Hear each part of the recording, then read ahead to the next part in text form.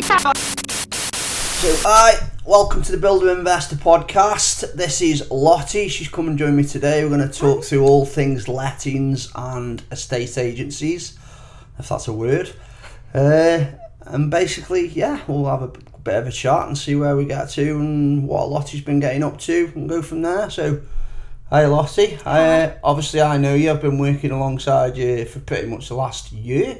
Here I'd for say, everyone that's tuned in, do you want to tell us a little bit about yourself and what it is you do? Yeah, so I'm Lottie. I work at Haywards, as you know. I'm the lettings manager there, so head up the lettings team. And it's pretty self-explanatory. We let houses, manage houses, and work with landlords and builders like yourself. So, yeah. So obviously, it's not just the estate agency that you're into. Obviously, you do diversify quite a lot with your social media, with the things that you post. You attend quite a lot of networking events that I also attend. Yeah. I kind of get the idea you're trying to get into purchasing property yourself as investment goes, and it's kind of, I've got this idea that you're playing the long game, obviously, because you're still quite young, next to the likes of me, those old folks and stuff like that. So, I just kind of get that. Is that something that is kind of on your agenda? Yeah, I think initially for me, I want to get my career up and running first and attending networking events like property and popdoms and other events around. Really, it's a good learning tool. So you can only learn so much in the office. And then qualifications and things like that, sometimes I think just meeting people and different experiences is the best way of learning. And I'd like to know what I'm doing before I start putting money into buying property myself. I'd like to get a good start with it. So that's you've definitely got time on your hands. Well, not on your hands, but you've got time, whereas a lot of us guys that, like, for instance, me, got into it later in life. Yeah. And it's not so much a rush, but it's kind of, you've not got that amount of time to actually, because obviously property takes time. If you put a property in legals, yes, you can expedite a lot of things and get it over the line very quickly, but as a general rule of thumb, it's going to take a month or two to get it across the line, and the whole process is dragged out. Whereas for people that are slightly younger coming into it, they've got that element of time, and it's something that you just can't buy back. So so as opposed to lettings, maybe give us a couple of tips on how we should be getting our rentals ready for the likes of you in order to be able to market and things like that. A bit of an insider. Yeah. So what I'd say is think about the type of tenant that you want and then present your property that way. Yeah, definitely. In terms of rental price, exactly the same thing. What rent do you want, and present your property that way. That's probably the best bit of advice I could give. If you've got a 2-bedroom terrace and it's not very nice and the wallpaper's hanging off, chances are you're going to attract a tenant that's quite happy living with the wallpaper hanging off, and they're probably not going to look after other things. Whereas if you've got a good, clean property that's done to a good standard, people are interested in that, that are going to look after that. And tenants feel appreciated normally tend to go out of their way a little bit more to look after a property. Yeah. So that's probably one of my tips. Would you say that obviously a property that's had more attention to detail put into it under, say, a refurbishment or a redecoration or something like that would command a better price? I would say lettings wise. Yeah. Some landlords can go a little bit too far with it. You can get to a point where you start spending too much money. But I think nowadays, as long as a property is neutral, clean, and there's minimal issues, I think you're okay. Yeah. I mean, I've got this whole, when I do a refurbishment, I've got this whole scenario in my head that I want to be looking at a property in the way of maintenance. So obviously, as you can appreciate, people are going to use that property for what it's intended for, living. And when you live in a property, it gets wear and tear. So obviously, I personally try and do things like white walls and things like that. Obviously, it's not the most desirable, but it's clean and it's also manageable for maintenance wise. Do you think that's a good idea in your opinion? I think so, yeah. I think even if you have a tenant that you might get a lovely family move into a property and maybe it's got white walls and grey carpets. I mean, the carpets, if they're grey, are probably going to last a while. The walls, you're probably going to get sticky handprints here, there and everywhere, but with it being white, it's just a freshen up when they leave and on to the next tenant. So yeah, I think if you've got more than one property as well, it helps having them all very similar. So if they're all grey carpets, white walls, you probably you can sort of use the same materials. Keep a stock of spare tiles if a tile gets broke, or for instance something like that. Yeah, definitely. Yeah, that's a cracking idea, to be honest. So when we're actually looking at tenant demographic, then what's the most popular demographic out there? What is, if we wanted to market a property, get it out and get it through the door and get it let pretty quickly, what has been taken up, the quickest at the moment? It's a great question. It's quite a hard one to answer because it does really depend where you are. That's what you're here for. Put me under pressure, Rob. That's absolutely fine. I'd probably say your sort of 3-bed semis are very popular, and your 2-bed terraces, they're probably going to be the ones that are going to let the quickest, no matter where you are, really. The closer you get to places like the hospital or Bet365, which is round by us, you're probably looking, if you're doing HMOs, that's probably the areas you want to flock to. But I think if you buy a 3-bed semi anywhere, it's going to let, because you've got a wider tenant base. So a 3-bed semi, a single person could live in. It might be a little bit too big, but they might be absolutely if you've fine. got that capital to be able to afford it. Yeah. Exactly. You've got couples that it caters for, small families, they might have just had a baby or 2 children. It's sort of the in the middle property that sort of fits everybody. So you've got a bigger market to cater to. So would you say on the back of that tenants in that 3-bed semi scenario would tend to take a longer lease or letting base? Are you with me? I would say so. Do they stay in there longer, basically? Yeah, because those tenants that I've just mentioned, if it is a couple that are about to have a baby, they're probably not going to want to move straight after they've had a child, so they're in there for a year or 2.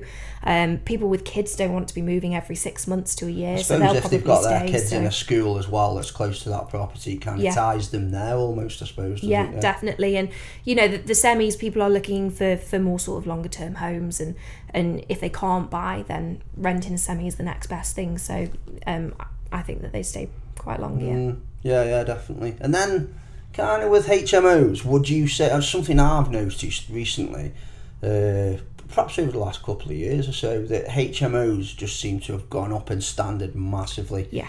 Do you think it's a bit of a kind of almost a willy waving competition who can do the best, or is it actually called for? Are we seeing the need for them higher end HMOs? Obviously, I think initially there was a need for higher end HMOs. A few years ago, your typical sort of bed sits, they were sort of frowned upon, seen as, it's just a room in a house and nobody cares about the person in the room. There was a call for it to get better, and it has got a lot better, but I think now maybe it's going a little bit too far in the other direction, so that, some HMOs that you walk into now are sort of hotel standard. Plaza, aren't they? Ridiculous hotels. It's something you'd rent off Airbnb if you were going away for a weekend, or they should always. Any property should be a good standard, but I do think that some HMO nowadays, some landlords are putting a lot into them because they want as much rent out as possible, because costs are rising. It's not cheap to be a landlord nowadays, and the councils don't help. Going back to me as a builder, I just see that the refurbishment costs just spiralling out of control on those kind of things, and it's kind of, ultimately it's an investment. So you need to be putting in a minimal amount in order to get the maximum amount out, and finding that balance. And and I've just noticed probably over the last year, maybe 2 years, there seems to be a bit of a battle who can put the best HMO out that looks like it belongs in a magazine somewhere. I mean, it's exciting for me to go and photograph some of these rooms because it's great. There's nothing more exciting. I'm an agent that likes to do the photography side of things and the social media stuff. So for me, sometimes it's quite exciting to go out to these properties that have been done to that standard, because I'm thinking, gosh, that will make a great photograph, or that will make a great Instagram post, and I can show this property off in a really, really good light. But the landlord also has to think, if you've done it to a 5-star standard to begin with, you've got to maintain that standard. So as the tenants move in and move out, you've got cleaning, you've got decorating, and if you've got this special luxury wallpaper up, and one tenant's damaged a little bit of it. The whole wall's got to be replaced. Exactly, yeah. I think there's a fine line between going too far and doing a good job. I think you've got to find the right space in between. Yeah, definitely, yeah. And then it's kind of... I forget what I was going to say now, but yeah. So right. Obviously we've got the letting side, and we've covered quite a bit on that. What's good, what's bad, and then obviously I appreciate you don't work so much now within sales, but you have done, previously in your career. What do we need to be looking at if we're doing flips, basically, in order to get that property ready for sale? Ready. Yeah. We want to fly off the shelf, basically, pretty much as soon as we've finished it.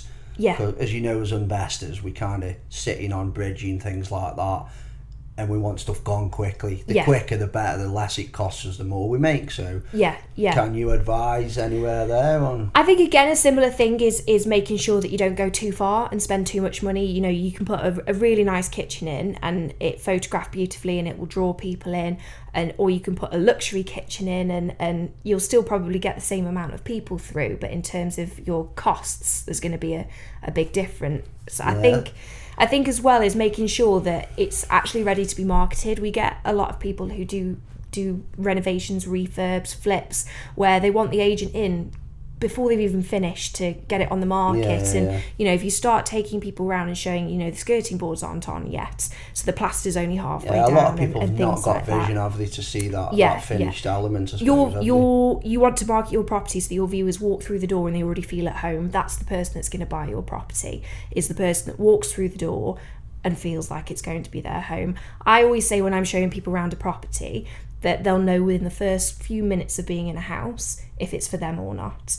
If I'm showing someone around and they're umming and they're ahhing and I've shown them downstairs and they're thinking, oh, I kind of like it, and then I show them upstairs and they're thinking, I suppose I could make this do, I'd probably turn around and say, actually have a long hard think, is this going to work? Yeah, because you wouldn't want them pulling out like 6 months down the line after all the hard work's done. So if you can have a property ready, then that person is going to be more comfortable having a look around. They know what the finished article is going to be, and I think if you have done half of it and you start marketing, it's a lot harder for that person to vision where their sofa's going to go, because they're too busy worrying about the door handles not being on and things like that. Going back to sofas, what's your opinion on staging then? Because obviously it does help, I would imagine, to sell a property if people can get a clear idea where furniture's going and things like that. Yeah, I think it really does depend on the type of property and the character that the property's got as well. I mean, there's some properties there's no point going to a staging option. The Westlands round by us, for example, is hugely popular. That when you put a property on the market, if it's the right price, it's gonna sell. So, there's probably no point wasting your time paying for staging, getting it done. If you've got a unique property though that's maybe a different layout, or if you're trying to sell flats, for example, I'd always recommend getting some staging in so that you can show how big the space is, what people can fit in, and how you can use a space as well. So if it is a unique layout or a unique floor plan, putting some furniture in opens people's minds up to think, oh, actually I could use that room as that.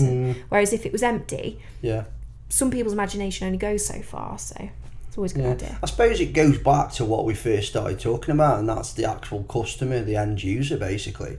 Envisaging what they want and what they're going to be looking for, and basically what's going to sell them that property, I suppose. Yeah. I'd always recommend as well, if somebody's new to doing flips and things, have your agent out or speak to the agent before you go into deciding, how much effort you're going to put into the flip. Are you going to stage it? Definitely use their expertise. We can tell you who your buyer is probably going to be. Obviously, you never know, but I could tell you, right, this property is going to be for a family, or this property, it's in a great area for doctors and they prefer this type of thing, and different groups of people, different ages of people require different things. So if you already know the type of people that you think might have your property, you can sort of tee it up in the way that you do it to sell it to them. Yeah, and I suppose you're perfectly happy for anyone that is, kind of tuned in to contact you via A-Woods. And, definitely. You know what I mean? You can give them a bit of help, and obviously if you're selling a property as well, it's business, I suppose. So. Yeah, I mean, we our advice is free. Come and have a chat with us. We're in the area. We do Staffordshire, Cheshire, going a little bit further and beyond as well. Make Sales, a cracking lettings, cup of tea as well there. So, yeah. Not me, I don't do the brew round. The girls in the office can take the credit for that. But yeah, we're a good team, so always happy to offer advice. Right. So, yeah, let's get a little bit more about what you're doing then. So, I've obviously seen that you're now hosting one of the Property and Poppadom events. Yes, two. Two. I've got Chester and Derby. Chester and Derby. Yeah. So, you can tell us a little bit more about them and a bit of a plug, maybe try and get some people involved. Despite the fact that I can talk for England, I'm actually quite shy and anxious. Right. So I decided this year that I was going to say yes to a lot more things and really push myself out there in terms of my career. I think there's a lot of agents that are just agents that turn up and they go to work and they might have a passion for their clients and their property. Clock on and clock off, basically. But, as soon as 5:30 comes round, and they're more than entitled to just go home. I get the real pleasure out of the job by seeing what it does for the people. So tenants moving into properties, landlords that have come to me, maybe mom and dad have passed away and they've inherited a house and they don't want to sell it, but they also want to make sure that somebody moves in and doesn't trash it as well. And if I can do that for them, it's a really good feeling. So this year was my year for saying, yes, let's go and try new things. And obviously I've been going to Stoke Property and Poppadoms, which is where I pretty much met you there. Initially, I think I saw you, because obviously I know Alistair, obviously, who owns A-Woods, and I've seen you a couple times in there through Alistair. Mm-hmm. But I think the first initial chance we had a chance to sit down and talk properly. It's a great event, you know what I mean? I'm a massive advocate of it, and you'll probably see in my social media I post quite a lot about it. So, me too. And it's helped me massively. So the fact that you're now running a couple of the events, it's quite exciting. It's the first Derby one that I did. As I was chatting and introducing myself, all I could think of was I'm going to be sick. I'm that nervous. But I actually went to a Toastmasters event. I don't know if anybody's heard of Toastmasters, but you turn up and you work on your public speaking. So I went to one of those and learned some great tips, because you might notice I talk quite fast. So trying to slow down a little bit, take pauses.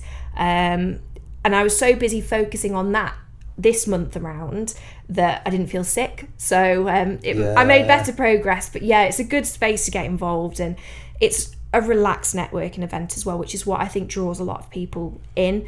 You've got your B&Is and other networking events that are very formal. Yeah, I've done B&I myself, and I found it almost cult-like. It's kind of... I mean, I enjoy it. It's great, but I get a lot more out of Property and Poppadoms because I get the chance to actually chat to people, rather than feeling like I'm on a time limit, or I can walk around the room and choose who I want to talk to. And the same for other people as well. They can just come up and ask me a question, and it doesn't have to be, shall we get a referral out of this? Shall we do business out of this? How much money are we going to make each other? Those conversations aren't necessarily at the forefront at Property and Poppadoms. It is literally, I've got this issue. Can you answer it for me? Can you help me? And vice versa as well. It is very relaxed, friendly. Yeah, I agree with that. Yeah. So, what other things have you been doing then? Obviously, you're coming on a podcast. Is this one of your things? Yeah, so this is one of my things. When you asked me, thank you for having me. I was like, you know what? Can't say no to it. It's a great opportunity. So to be honest, when I thought about I've been thinking about doing it for quite a while now, and I've took inspiration of a mate of mine named Carl, and he does a podcast called Hustling for Houses. Yeah, I was his first ever guest on his. Oh, so you know how I feel today then? Yeah, so I know exactly how you... Obviously, I did mine via Zoom because it was not far after COVID. Oh, right, okay. So, I might be wrong there, but let's just go with it anyway. But I know how you feel. Yeah. I took the inspiration from him, and he's been really helpful, to be honest. Yeah. And I'm going to get him on as a guest. Good. He knows the situation. Are you with me? Yeah. He's doing a lot in property as well. So, but what else are you getting up to then, other than that? Just really trying to grow my social media. So I got to a point where I thought I was annoying all of my friends on Instagram with me posting, houses and what I'm up to and all the Property and Poppadom stuff. So I thought, right, let's make an Instagram page, and I was trying to think of an Instagram handle and I couldn't think of anything. So I started going through other property people's Instagrams, and quite a few were coming up with like Property Jack or Property Jordan or things like that, and I just thought, oh, Property Lottie. And then I thought, hold on a second, that rhymes. That's really good. So quickly got my Instagram handle. Then as I was setting it up, I thought someone else had taken it because there was an error and I had to refresh the app. And I was starting to sweat a little bit, thinking, this is the perfect Instagram handle and I'm about to lose it. Didn't. It was just my phone playing up and I managed to get the handle, Property Lottie. And to be fair, I set myself a goal of... I wanted to reach 500 followers by the end of the year. So I set it up... start of February, I think, I started my Instagram. I wanted 500 followers by the end of the year. I'm not a social media guru. I just post whatever I feel like posting that day. A bit of me, some of the team. Some of my team members like being on social media, some don't. So I try to have a real mix of property videos, pictures of us, pictures of me, networking, etc. And I'm up to 320 followers already. So I've been watching. It's going well. Yeah. So if you haven't already, follow me on Instagram, Property Lottie. So that would be great. 500 by the end of the year, and if we can do it by August, I'll do something crazy. So So obviously you've got plenty on your plate for this year. You know what I mean? You're building a social media following. You've got networking events coming out your ears. Obviously, you're pushing with your career. Yeah. Obviously, I know your boss, Alistair. Yeah. And he has seen that you're pushing with your career. I can tell you that. Yeah. And you do really well. Obviously, you've got your lanyard on still now on here. There's a small joke that I eat, breathe, and sleep in this, and probably shower in it too. So it never comes off. I always wear it everywhere. I was talking to Alistair the other day. And I said to him, if you cut Lottie in half, she's got A-Woods written through the middle of it. And he was like, I've not heard that one before. It's like, have you never been to Blackpool and had a stick of rock? That is definitely me. I think it's always good to work for a place that you really respect and feel respected by. And I think I'm really on board with what Alistair's doing with Haywoods. And what the team at Haywoods are doing. I think it's a great place, and if I didn't, I probably wouldn't be doing all of this. I have to believe in what I'm selling or doing, and I'm really on board with all the values that Haywoods well, I have can got. back that up because everything that I do property wise comes to you to be let out. Are you with me? So that's kind of why I know you. Are you with me? Yeah. So. But it's really good. It's good to watch as well, to see obviously from literally Alistair taking over to coming up to where you are now, and then it's going to be good to watch to see what happens in the future. Yeah, I'm excited. I'm really excited. I don't know where it's going to go, but I'm just taking each day as it comes, and like I say, saying yes to things and just pushing myself out my comfort zone. And I'm hoping it helps the business as well. I mean, we've got a cracking team in the office, lettings and sales, mortgage advisors, so any area of property we can help with. So if I can, whilst I'm on my own personal journey to get better, also bring in business in as well, and help people as well, because a lot of people don't realise what estate agents actually do. There's a lot of other people at Haywoods that want to further their career as well. Are you with me? So it's an up and coming thing. But the expertise is massively valuable for the likes of people like me, and then all the people at Property and Poppadoms, and anyone that's going to tune into this podcast. You know what I mean? It's kind of, people think that podcasts within property should just all be about people that are doing really well in property. And I've got a completely different angle on it. Having sat and watched watched or listened to whatever other podcasts, and I just thought, they're not representing the actual service providers, the people that give the services to the people investing in property, like yourself. Are you with me? Yeah. Which is why I want people like you on here, and people like mortgage advisors, solicitors, that whole power team of what investors will rely on day in, day out. Yeah. So, I think as well, for us as well, it's all well and good watching podcasts that, have people that have raised however many millions of pounds in finance, or have however many hundreds of managed properties in their portfolio. But when I look around in my sector and other agents, there's not many agents I can say, oh, I really look up to them because they're doing this or they're doing that. I mean, I think it's a good opportunity for So you're actually us as trying well. to be a role model as well, I would Trying imagine. to be, yeah. Hopefully it'll get to a point. That's brilliant. But I kind of get what you're seeing as well. And obviously if people are seeing your, I hate the word journey, but I'm going to have to use it, your journey. yeah. From pretty much when you started out, right to wherever you're going. When I basically. started, I did not know what I was getting into at all. But that's what I want to see on this podcast. I want to see people at the start of the journey, because I think that's what the industry's lacking. Yeah. You know, we can see people, like you say, that have got like a £20 million portfolio. Yeah, which is and great. And we can see how they've built that portfolio, and, you know, where they may have come from nothing, but they've done it in a different time. Yeah. As we know, the property industry is ever changing all the time. It's never the same from 1 month to another, let alone from like before COVID and after COVID, or 10 years ago to now. So I want to see what people are having struggle-wise, people are struggling with now, and things like that, or what obstacles they're overcoming that relate to modern, you know, to today kind of thing. So that's the idea. So moving forward then, what are you looking at doing in the future? What's in the long term? Are you do you want to invest in property? I do eventually, probably in a year or two's time, I think. Like, we'll use the word journey. So my journey has really sort of gone quite quickly in the past sort of 6 months. Before that, my progression was, you know, very steady, very slow. I was making good progress in learning about property, and, you know, going from a negotiator to an assistant manager to a manager as well, and learning all about, and I'm still, every day is a learning day for me. I want to be like a sponge. I've been in construction for 30 years. You never know I'm it still all. learning stuff now, 6.5 years it's been now in a it's state agency. It's going pretty well, judging by your new car, what you've just turned I know. So. I've been saying all year, I want a new car, and I'm going to get it. And I think when you've got something like that in mind, it just makes you go for it even more. So, yeah. So obviously with the expertise that you've got, knowing the client demographic, so the end user that we've been talking about earlier, what in your mind do you think your strategy will be when you do kind of come to property? Obviously you can't answer for certain because you don't know what's going to happen. You know, the bottom could fall out of HMOs in the next 12 months. Not saying it will, but anything's possible. So I think your mind, what personally, I'd like to begin with a small portfolio of just normal family lets. I think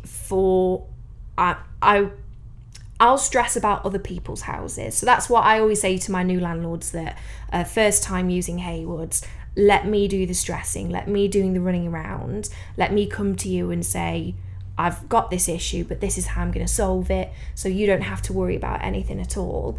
I think if I was going to invest myself to begin with, at least I'd like to test the water with, you know, maybe buying a terrace and renting it out to a couple, or a small family home or something like that, and just sort of ease my way into it a little bit. And you know, at the moment I think when you do it yourself, it might be different. I could be completely wrong because I've never done it, but I think when I come to invest, I'll probably stress about it a bit more. But because dealing with other people's properties day in, day out, I know I'm making the right decisions on things. Whereas I think if it's my own properties, I might get a bit emotional with it. I'm an emotional person, so I can see me getting quite emotional with it. It's very stressful, and I see quite a lot of people that jump straight in at like, I'm going to do a 10-bed HMO, first ever deal they've ever done. No, I'm not into and that. it's not the way, and obviously I applaud anybody that can pull that off and do that. Yeah, some people might do it, but it's going to be a steep learning curve, are you with me? Yeah. So why not break your teeth on some bomb-proof, like you say, ordinary single lets? Yeah. You know what I mean? They're going to make money. It's going to be a wise investment. It's not, it's that saying, as safe as houses, it's been there for donkey's years for a reason. So I tend to agree with you, that kind of feeling your feet kind of thing. Just baby steps I'd like to take. And then, because again, we're going back to that issue of time. You've got time, so that's solid information that we've got there. So quite happy with that. So is there anything that you think you might want to add that's valuable for anyone that's tuned in as regards lettings, really? So I just think that I really want to get across that not all agents are here just to get commission or to sell a house quickly or to shove any old tenant in a property. A lot of agents out there actually are doing it for the satisfaction to see, like I say, people pick up their keys when they move in, or finding 80-year-old Margaret her bungalow that she's been looking for 3 years, and she comes in the office every week asking what's in the window. And a lot of agents are like that, whereas I think we get a bad stigma that we're just people in suits that drive around in sometimes fancy cars. We're all here about what fee we take, etc. But And I definitely speak for Haywoods, and I'm sure I speak for a lot of other agents as well, is that it's a combination between, yes, we need to make money and keep the business going, but also making sure that the customer service level is there, ensuring that the job is done properly, compliance as well, making sure that, especially with lettings. Definitely that's the whole reason you let my properties out for me, because I'm so scared of just doing something wrong, having a bad tenant, and then having a massive issue getting them out because a certain piece of paper wasn't in. This is where I say let me stress about it. You provide the house, and I'll do all the running around and the stress of making sure that everything is set up perfectly. But after saying all of that, it's really to change people's mindsets. Your agents are probably a really big tool for you. If you have a good relationship with your agent, you can like you, for example, like we get on really well. You can come to me and say, I'm looking for this specific type of property, or I need help with this, or if I buy this, how much is it going to rent for? Is it even worth me going and viewing it? And I can tell you before you waste your time, going around and viewing it, if it's going to be a good rental property or not. So I think really the best bit of advice I can give is estate agents are people. We are here to help you. It's not all about us just taking a fee. Just speak to them, make friends with them. Good relationships. Take them some donuts. Donuts definitely work. Chocolate, crisps, donuts, anything to do with food, and we'll be happy. But just utilise us as much as possible. Some agents you'll walk into and you'll say you're an investor, and they might roll their eyes because investors take a lot more time than your typical just one sort of landlord looking for one buy to let. It's very different, but we are here to sit there and nurture you, and that's our job. It's not all about marketing the property. I've had investors where I've spoken to them for 6 months before they've even found a house to view. It can be a very long game, but we're in it, you're in it, so we may as well work together on it. So that's probably the best advice I can give, is just use us as much as possible. Brilliant. And then just something that's popped up in my mind that I actually thought of earlier on today as well, right at the other end of the spectrum, when that property's been sourced, been refurbed, been let out, and is obviously occupied. What's your opinion on keeping up with the maintenance? Because as you know, we do quite a bit of maintenance as a building company. And me personally, I like to keep on top of it because I'm not having any big bills where something's built up over time or things like that. What's your opinion on that? Is it? I do think that keeping up with maintenance is great. If you've just refurbed a property and you put it on the market for $850, that tenant has made a deal with you to have a lovely property for £850, and they're always, unless they go into arrears, but if you've got a good tenant, they shouldn't. They're always going to pay you their $850, so but the property should get that spec of property for the duration. Obviously, of the time if the tenants cause damage, it's a different story. But I do believe that landlords do have an obligation, where possible, to keep up with things as much as possible. It's for example, it's like if you go and buy something really expensive, for example, unless you trash it personally, it's still going to be as nice as when you bought it. So I think the same applies to houses, that you need to keep the standard up. And there's always that aspect of you're keeping the property up to the value that it was valued at as well, if you're keeping on top of the It's the respect with the tenants as well. If your tenants feel like they're well cared for, they will care for the house better. Or they will be more lenient to allowing your mortgage your surveyor in.